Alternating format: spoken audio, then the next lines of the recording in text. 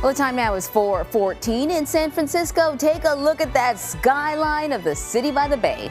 Meantime, the time is 7:14 here in New York and all along the East Coast. CBS News Mornings is back with a look at some of the stories that you may have missed while you were offline. The NFL is hiring former U.S. Attorney General Loretta Lynch to defend it in a race discrimination case. Brian Flores, the former head coach for Miami, is suing over what he calls unfair hiring practices. Lynch is the first black woman to serve as Attorney General in U.S. history. Negotiations between the MLB and the Players Association will pick back up today as both sides work to end the league's lockout. If both sides don't reach an agreement soon, the lockout could delay the start of the upcoming season.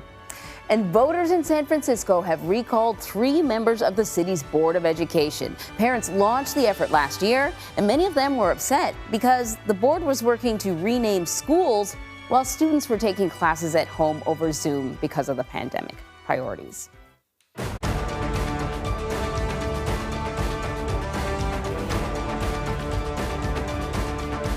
Well, the U.S. and its allies are accusing Russia of misleading the world by saying that it's removing some troops from Ukraine's border. New satellite photos that you see behind me here show a temporary bridge, the type used by soldiers on the move, as well as new field hospitals, as if they expect war.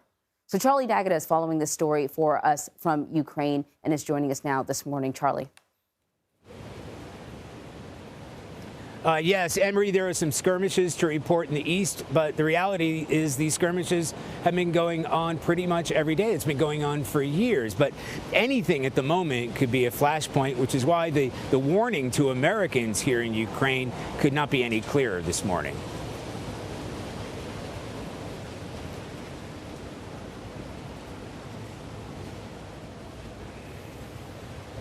I can't hear anything. Get out now before hostilities start, warns top U.S. diplomat Christina Kveen. The situation could worsen very quickly, and we're very worried about that and are urging all Americans to leave the country now. Made more urgent by those satellite images appearing to show even more Russian forces, including a new pontoon bridge just a few miles from the border with Ukraine. The U.S. Embassy in Kyiv shut down and relocated a core team to an undisclosed location here on Monday. We're going to do everything we can to help American citizens. We've been working very closely with other humanitarian organizations that might help with flows of not just Americans, frankly, but Ukrainians as well. Families have already begun to flee eastern Ukraine. Natalia and Alexei brought their young children here from Kharkiv, around 30 miles from the Russian border. And what made you decide that now is the time to go?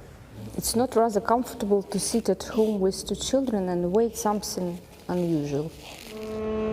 Nobody here in Lviv wants to see a war, but the city's mayor says they're ready. If the war breaks out and it's a full-scale invasion, are you prepared to take in? It is my duty.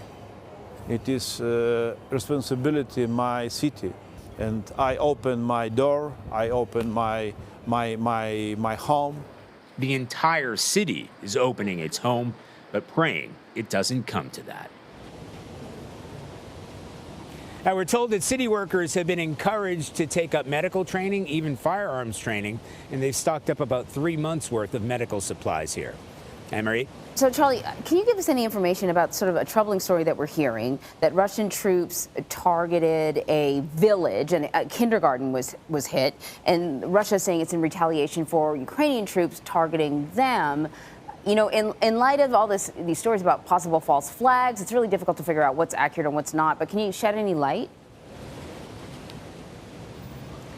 Well, yes.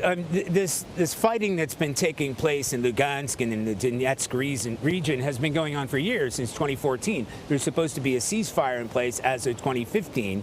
But independent international observers have seen that this fighting, these skirmishes, the shelling back and forth, grenade attacks, small arms fire, it's been going on pretty much every day.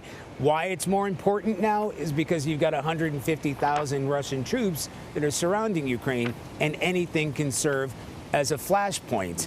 So yes, as far as we know, is the shelling. It hit that kindergarten today. Nobody was hurt. A couple people had some shell shock, but other Russian separatists say, look, we didn't start it. That was in retaliation because you shelled us first. This is where it becomes important. NATO Secretary General is saying today, we're concerned that Russia is trying to stage a pretext for an attack. And this is just the kind of thing that could escalate very quickly, considering that not only Ukraine and the Russians, but NATO partners are all on edge today. Yeah, tell me about it. But where it doesn't look like people are on edge is right behind you. I mean, we are hearing, all these stories about troop buildup and, temporary hospitals being built. And I look behind you and it just looks like business as usual in Ukraine. Yeah, it is business as usual. There hasn't been panic buying. People are more concerned, definitely. In the past few days, they've been watching President Biden's address. They've been listening to President Putin. They know the buildup of forces here around the country, especially in Belarus. That's what's really got people concerned because it's so close to the capital, Kyiv.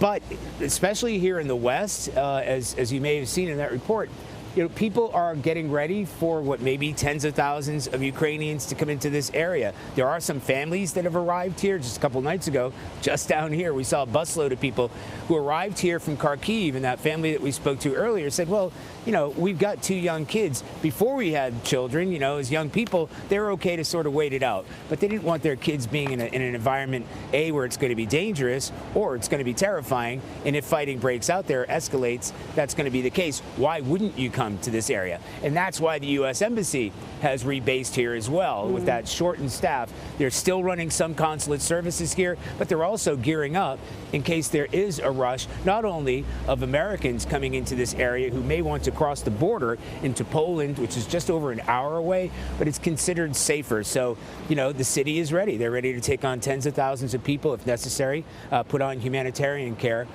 If this turns out to be a full-scale invasion or even a major invasion to the east. Let's pray it does not. Charlie, thank you very much.